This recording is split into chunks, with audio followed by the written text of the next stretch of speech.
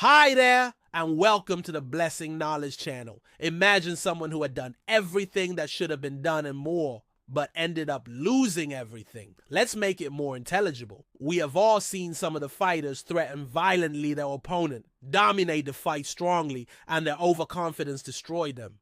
The psychologist and philosopher Sigmund Freud and many other thinkers have warned from the dominance of the ego.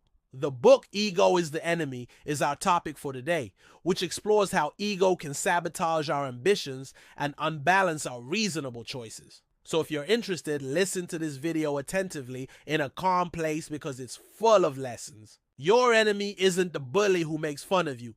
The real enemy is inside, the ego.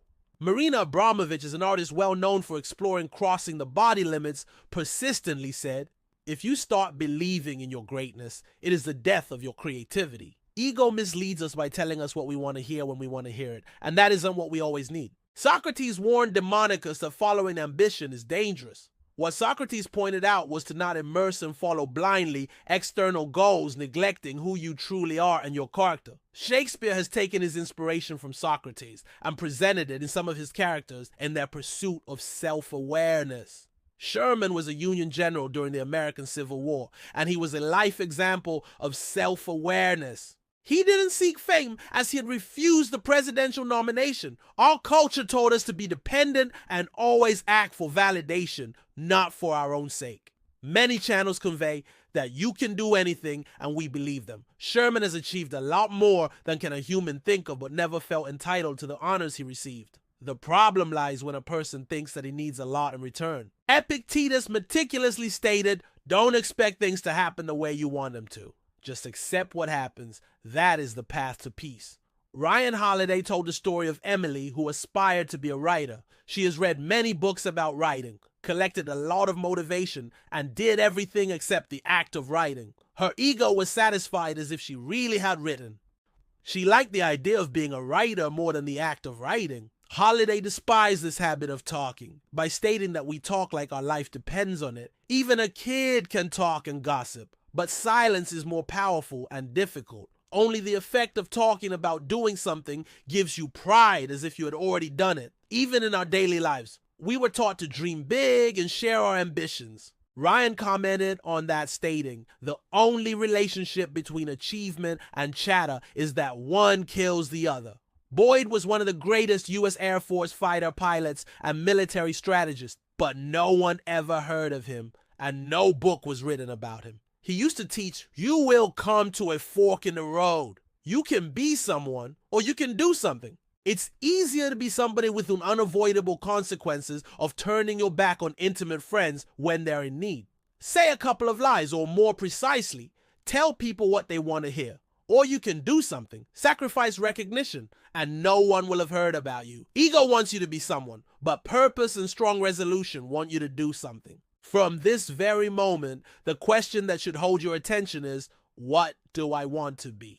Ryan Holiday enriched this philosophy with a thorough story of Kirk, who was a young, talented guitarist. A famous band dismissed their guitarist for being abusive, and Kirk was given the opportunity to work with a well-known band. What made Kirk special and his story an example of discipline and humility is that although he had guaranteed a position in the band, the first thing he did was to take guitar classes from one of the best guitarists. He kept practicing, thriving, and humbling his ego. In the book, Ryan stated, ego says, "I've arrived." Humility says, "I still have more to learn." The idea of knowing is what prevents us from learning more. You need to accept the fact that people know more and start learning from feedback. A real student is his own teacher and critic. One insightful thought from the book is, when a student is ready, the teacher appears. Teachers are everywhere around us, and what is more difficult is to find someone humble enough to learn. The famous quote nowadays is, "Follow your passion." However, passion is what you want to be. More essential is what you want to do, as we have mentioned. We are told many pieces of advice about our first job, and according to this book, many of them are wrong. We were told never to keep our heads down. I've studied for years and conducted research, so why do I have to keep my head down? This is a common state, and the author of Ego is the Enemy tells you what you need to hear. You are not that important and still need to learn. There is the canvas strategy. Simply put, helping yourself by helping others. Those who subdue their ego understand that it does not degrade you or reduce your value when you're treated poorly. It degrades the person who's mistreating you.